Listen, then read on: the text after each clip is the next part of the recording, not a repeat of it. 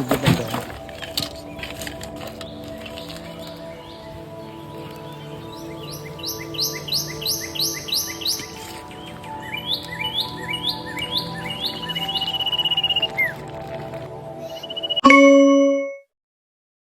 Ngayong araw nga ipupunta ako sa pamangkin ko dahil napagkasunduan namin na manguha ulit kami ng karas-karas. Pagpasensyahan nyo na pala yung boses ko dahil sobrang namaos ako. Nakulangan nata ako sa tagay ng Sito G. So bali pagkadating ko nga sa kanila ay nasalubong ko itong kuya ko at nagbalat na rin ako ng mangga para naman may mapapak-papak ako dito habang nag-iantay pa sa pamangkin ko. Yung pamangkin ko nga ay inutusan na bumili ng merienda dahil nga nagpapa-tracer sila ng palay. Ito ang tracer na tinatawag, isang uri ng makina na naghihiwalay ng putil ng palay at yung daya. Sa pamamagitan nga nito ay mas mabilis na makuha o mahiwalay yung mga butil ng palay. At habang maliwanag pa nga ay pumunta muna ako dito sa pamangkin ko na nagagapas ng palay at tumulong na rin ako ng kahit kaunting minuto. So mag-aalas 5 nga ng hapon nang tumigil na kami sa paggagapas para naman makapagpahinga at pumunta muna ako sa garden nila. At nung medyo madilim na nga ay nag-umpisa na kami maglakad papunta sa Katunggan. Medyo malayo pa nga sa kanila ang pagkukuhanan ng karas-karas. Ang tansya ko nga ay mga nasa 10 minuto o 15 minutong paglalakad